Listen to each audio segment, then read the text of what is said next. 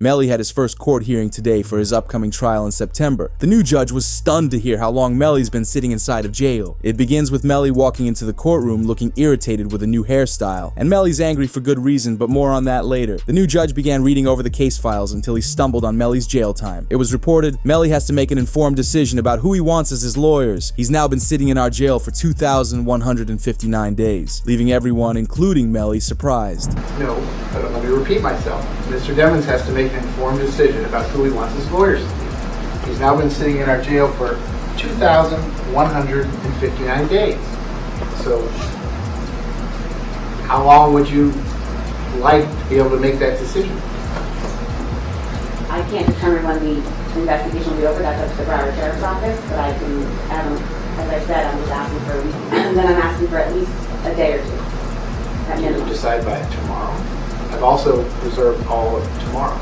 The judge couldn't believe Melly's been sitting in jail for 2,100 days without a conviction. He said, "Give us your final reason why he shouldn't be free by tomorrow, or I'm releasing him on bond." This is exactly what Melly needed, a new judge who won't just side with the prosecutors. However, to help Melly's chances of release, his lawyers brought up this evidence from the original trial of Melly, texting his ex-girlfriend in real time when the crime went down, when he was running away from the men on the street. That would be the part where he's saying that someone just shot the car up and was trying to shoot them.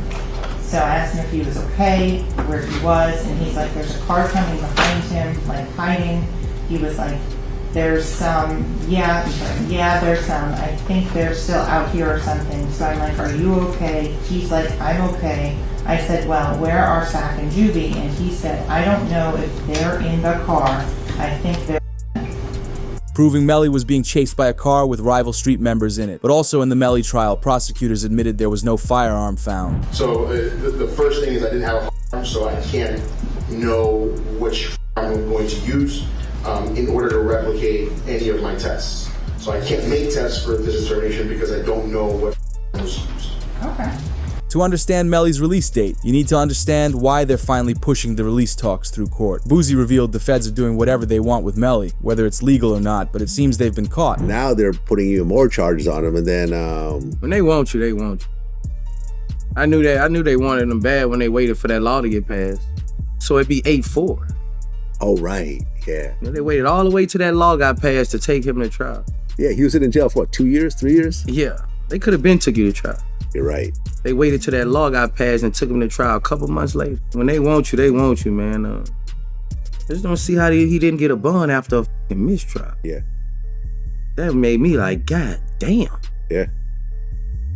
Like, after a mistrial, that doesn't happen, really. This has been Melly's reality for the last 5 years, with the feds being able to do anything they want to him, which is why Melly's mother is now suing the county jail to have her son released from jail. A report shares, Melly sues Broward Sheriff's Office for cruel treatment and is seeking immediate release from prison. Melly also claims that they have not allowed him to see or speak with any family members in 3 years, also not even being allowed to use a phone or even look at his mail. My son has not been convicted of anything, and even other inmates that have been convicted or anything, they have the right to use a telephone. They have a right to be allowed to write letters to their loved ones, to receive their mail. They hold his mail, they don't give it to him. As Charleston White reacted to this, sharing that this is what Melly should be living like and shouldn't get special treatment. Even the YNW Melly, I'm so happy he in jail getting mistreated. Yeah, I'm so happy he in jail getting mistreated, homie. Homie, when you take a life, homie, you ain't got a right to complain about a motherfucking thing about being mistreated when you done chose to play somebody. This made Melly's mother extremely unhappy. Jamie King reveals she feels heartbroken and helpless, as Melly's not even being treated as a human in jail. When you saw Melly's statement, just saying how he's been hurt, how he's scared for his life, as a mother, how did that make you feel? It's heartbreaking. It made me feel completely helpless. Broward Sheriff's Office definitely needs to be investigated. I mean, they are making up their own rules. We've tried to go to court about this situation. The judge really doesn't have any jurisdiction when it comes to the jail, because we actually had a hearing about the mistreatment of him, and the jail they make their own rules. And I don't think that's fair because I know that they need to answer to someone too. This would get the attention of Boozy, who would speak on the stress Jamie King's been going through. She real, bro. You know, she real. She's stressed out. I heard she had a... Yeah, she real, and I reached my hand out to him, cause I'm real. Yeah, I reached out to him, bro. I met his mom, and she a good woman. But the feds would retaliate by creating a 6-page evidence file explaining the reasons why Melly shouldn't be released from jail. You tell me if you would release him. Starting with the most important new piece of evidence, which is what the motive was. Melly was very close with King Von, leading to his arrest. A rogue O-Block member shared a secret Melly told King Von. Melly asked King Von for advice on how to handle a situation with Sack Chaser and Juvie. Did Von really tell you that Melly told him that he was two friends?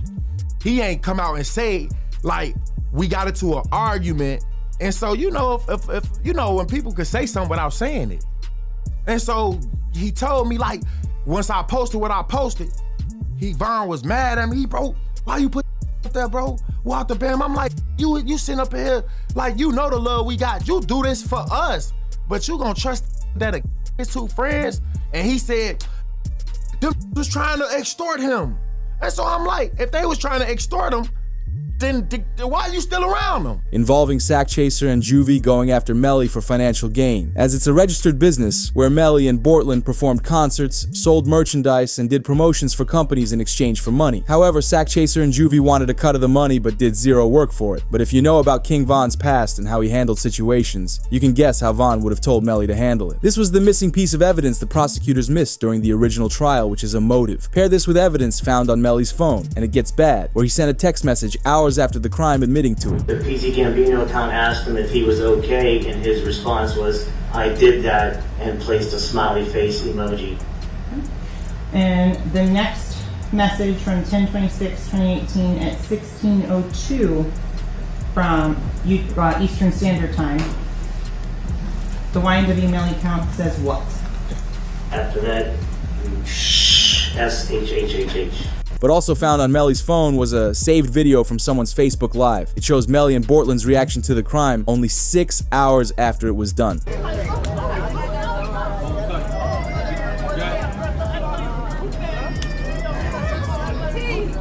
Melly still turned regardless of what happened this early morning.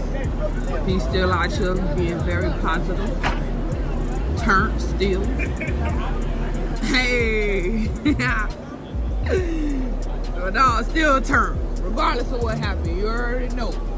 Showing not an ounce of sadness for the passing of the two best friends. Knowing how Melly handled it emotionally, the lead prosecutor would then dive deep into the physical evidence of the crime, such as the Jeep they were driving in. During the original trial, Sergeant Williams revealed there was no way this could have been a drive-by.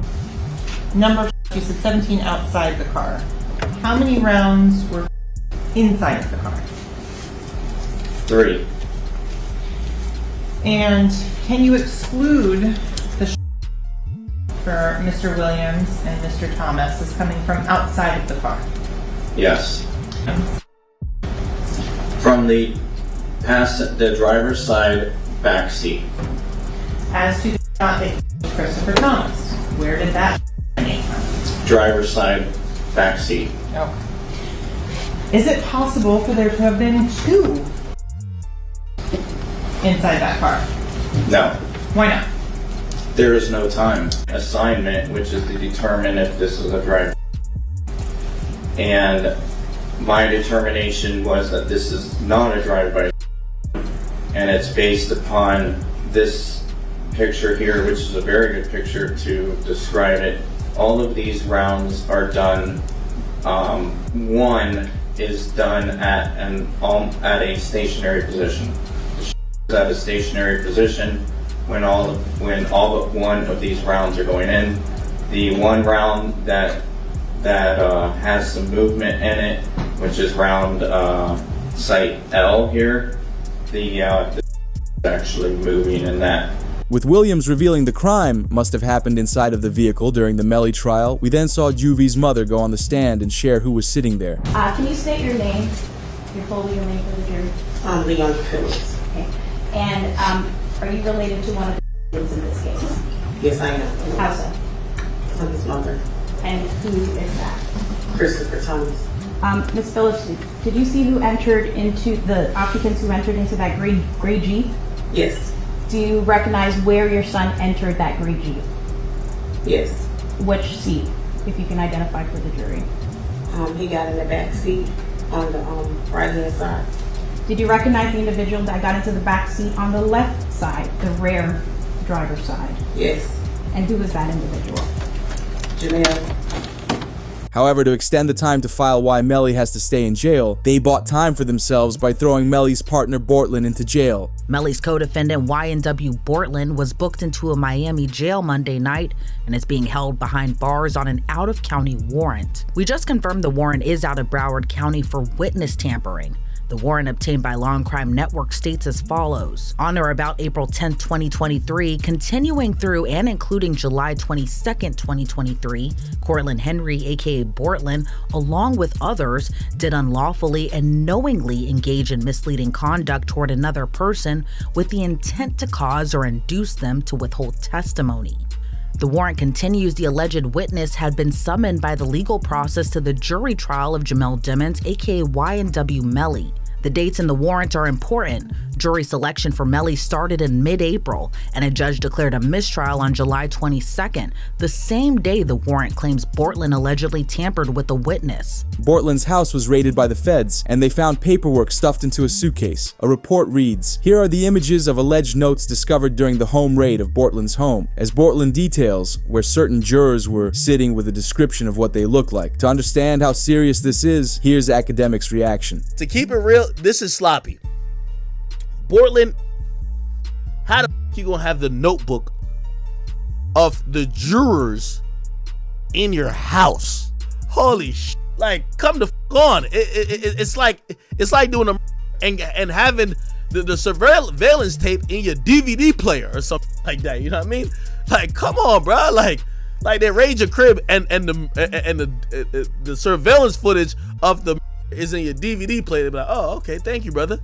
This can't be at your crib. For example, say Melly was sentenced to life in prison. Bortland could have given this piece of paper to some serious street members to get revenge for Melly. But these aren't the only charges Melly and Bortland are facing now. Filing 6 new charges against Dimmons and 2 others who were allegedly involved. The charges include tampering with a witness, directing the activities of a criminal, solicitation or conspiracy to commit tampering, and unlawful use of a two-way communication device. Now, a couple of those charges actually carry a life in prison sentence if there's a conviction. These new charges were connected to Bortland's massive mistake. Juvie's father would expose how Melly and Bortland were witness tampering and what code words they used to make Melly's ex-girlfriend not testify against him in the original trial. There was this kind of crazy way that Melly was communicating. He wasn't allowed to use the phone, but he was passing notes to people, and then this person's calling this person and then that person. Saying like to me, they going through extreme measures, trying to cover up or convince people not to testify, like Mariah mom. They was using code words like Rihanna and A$AP Rocky's baby mom. And Melly's lawyers, however, will be able to bring a defense to the evidence file submitted by the prosecutors, making the strong case that Melly's retrial isn't for a long time. As stated by a report, Melly's Double M retrial is set for September 2025. His mother, Jamie King, even gave an update outside the courthouse. Free Melly till he's free. He's coming home, guys. Just patience. So we did have court today. Him and Bort, they both had court. And so basically, the judge put a new trial date in for September 10th of 2025. Please make it make sense. I don't know. I don't know. At this point, they need to just dismiss the case. Yeah, he still doesn't have phone calls.